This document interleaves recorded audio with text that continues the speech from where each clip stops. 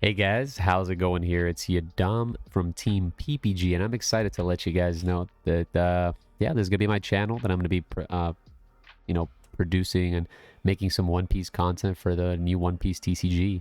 So first off, welcome to the channel, and secondly, this last weekend I was able to get 6th place on the first online One Piece Limited Battles event that I was able to participate in, playing ya boy Crocodile. Now, I was fortunate enough to get a lot of play testing in with a lot of friends. Been playing the game since basically the super pre-release, and I've been putting a lot of time, a lot of brain cells into the game. And definitely Crocodile seems to be the best deck once you have 2 starter decks. In the one limited starter deck format, I would say that green is the best deck, but after a lot of testing, blue is an absolute animal. It definitely has a very consistent roll, and I mean it can high roll you on some curves, but it's not as high rolling, and definitely rewards players who understood the deck and understand the win conditions that the deck has. And obviously Doflamingo is an absolute chad of a card. So this was my deck list that took me all the way to 6th place. I ended up X1 after 9 rounds of Swiss. Unfortunately, it was a best of 1 format because of some technical difficulties from the core side of the tournament. But even with that, I think the deck did a great showing, and there's a lot to be learned from what I would change the deck to moving forward. So just right off the bat, Crocodile being our leader, insane. If you guys don't know what he does, you -4 Dawn, and you can bounce any card on the board, yours or your opponent's, that is 5 cost or lower. Now that's really, really good. The biggest card right now is a Kaido, which is a 9k, basically uninteractable unless you have your own big dude to swing at it. But most of the medium-sized chunky units, revolve around that 5k breaking point. Green, their Basil Hawkins, their X-Drakes, their big threats are all below 5 cost, and their biggest threat, Doflamingo, takes care of it. So, very good board control card. And funnily enough, sometimes you can bounce your own Gecko Moria to recycle your own cards in trash. Although I would never recommend doing that unless you've already basically won the game. But yes, it's something that can be done. Also, just... we'll do a lot of gameplay understanding later on in the channel, but try not to use this ability too frivolously, as going behind in the tempo of Dawn is very punishing in this game.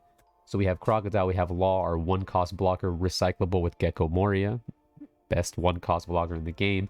We have Boa Hancock at 4. I love the sag aspect. Her triggering insecurity can mean winning or losing. This card is unbelievable. Even for a 3-cost, blockers are so useful in this deck because you just want to kind of stall out versus the aggression of the other decks, and then push for the game on your aspect. So blockers super duper strong, very hard to interact with them at this point in time.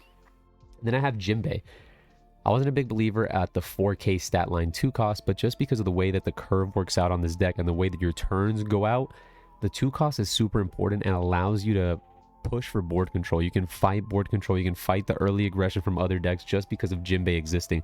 They play Abani, they play Sanjis, and Jinbei actually threatens to destroy those cards, which are a little pesky in the early game, and he definitely adds some great board control. He's also a 7 Warlords of the Sea, so Gecko Moria can continue to recycle him, and he's also a 1k counter. Sentomaru, probably the best card in the limited format.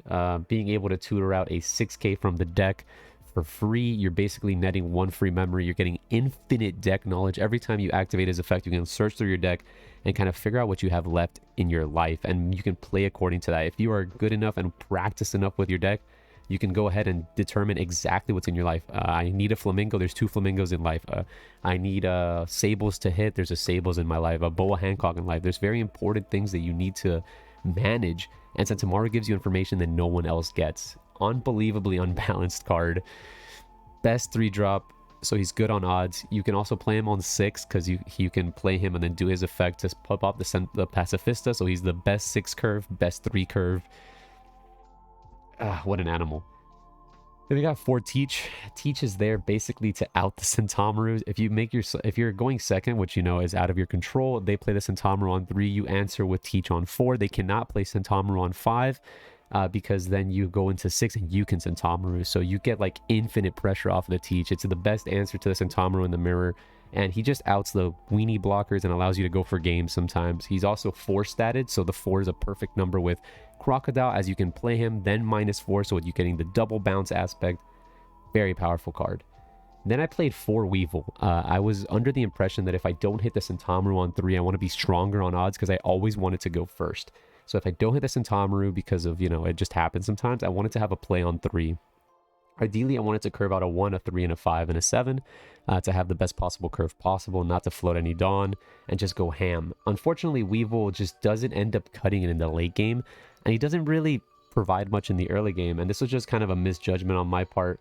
But I played for Weevil, and it did end up working out, but he's one of the cards that I would suggest changing later on in the video.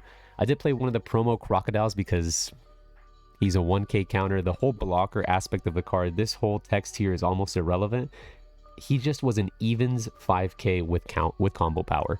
It's kind of all I wanted him for. He's also a 7-grade Warlord, so it is recurable with Gecko, but at the end of the day, I just wanted to pump up my deck with more combo power, and this wasn't the way to do it, but I would suggest playing him at some quantities as we discuss it further. The way I went about it was probably incorrect, but this card definitely has a purpose, mostly because of just his stat lines.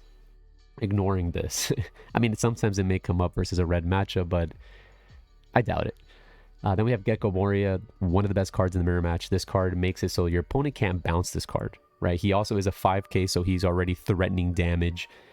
He just is a good stat total, 4 for 5 with an intense effect that in the mirror, your opponent doesn't want to bounce this card, but sometimes you put him in the position that they must bounce this card, and if they do, big yikes. If you ever get 2 Geckos in the mirror, it's really unbalanced. The only time I would ever pitch this card for combo power is if I'm dying, but this card is crazy. Then we have our 2k Mihawk. Mihawk rarely gets summoned, but when he does, he gets in there. When your hand is really poopy, he gets the cycle rolling. He's one of the only cards that does cycle cards in the game. He draws 2, discards 2.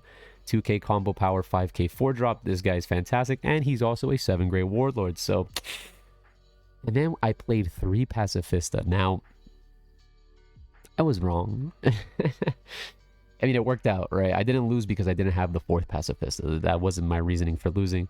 But my one game. But definitely play 4 of this guy. A 4 cost 6k is insane, right? 6k threatens 1 card in hand, or a 2 cost, or just infinite pressure. You start putting 1 or 2 Dawn on this guy and he becomes a real big threat. They're very difficult to out, and my reasoning was I didn't want to have too many 4s. As you can see here, I'm heavy on the 4 count. We have literally, like, if I pump this up to 4, we have 13 4s, which is pretty thick, but definitely you have to max out on this guy. Just the stat line is too good. His combo power is good.